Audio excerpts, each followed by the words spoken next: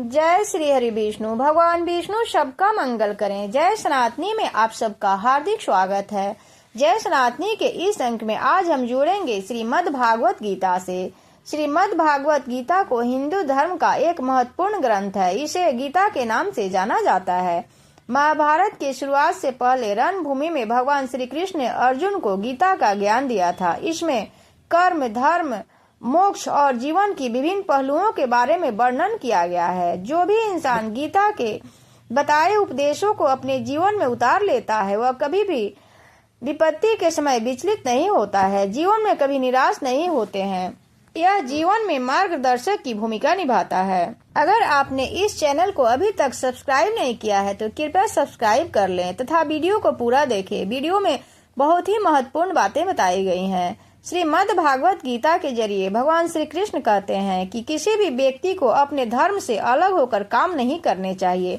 हमेशा व्यक्ति को धर्म के पथ पर रहकर ही कर्म करने चाहिए। जो भी व्यक्ति धर्म के मुताबिक काम करता है वह जीवन में निसंदेह सफलता हासिल करता है। जैसे किसी विद्यार्थी का काम है शिक्षा प्राप्त करना और किसी सैनिक का काम है देश की रक्षा करना। भगवान श्री कृष्ण गीता के उपदेश सुनाते हुए अर्जुन को कहते हैं कि किसी व्यक्ति को कभी भी घमंड नहीं करना चाहिए, क्योंकि यह व्यक्ति के पतन का कारण बनता है। ऐसे में व्यक्ति को अहंकार रहित होकर काम करने चाहिए। जो व्यक्ति काम, क्रोध, लोभ के मद में फंस जाता है उसकी पूरी जिंदगी बर्बाद हो जाती है। इसलिए व्यक्ति को इसका त्याग कर देना चाहिए। इंसान को इससे दूर रहना चाहिए। ये नरक के द्वार माने जाते हैं।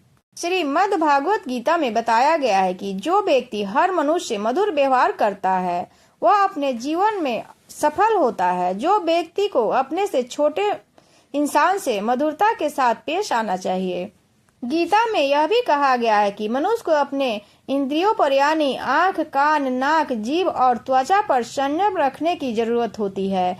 जिस व्यक्ति की इंद्रियां उसके वश में रहती है वह जीवन में कभी असफल नहीं होते हैं और उनकी बुद्धि भी बहुत तेज होती है।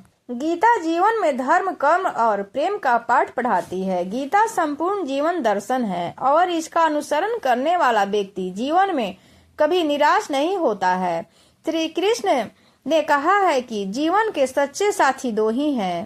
गीता में श्री कृष्ण कहते हैं कि जीवन के सच्चे साथी दो ही हैं, एक अपना किया हुआ कर्म और दूसरा परमात्मा। शेष तो सब यहीं मिले हैं और यहीं छोड़कर चले जाएंगे, यहीं बिछड़ जाएंगे। गीता में लिखा है अपने बीते हुए कल को त्याग देना चाहिए, क्योंकि उसका प्रभाव आने वाले कल को दूषित करता है। गीता सार में श्री कृष्ण ने कहा है कि हर इंसान के द्वारा जन्म मरण के चक्र को जान लेना बेहद आवश्यक है, क्योंकि मनुष्य के जीवन का मात्र एक ही सत्य है और वो है मृत्यु।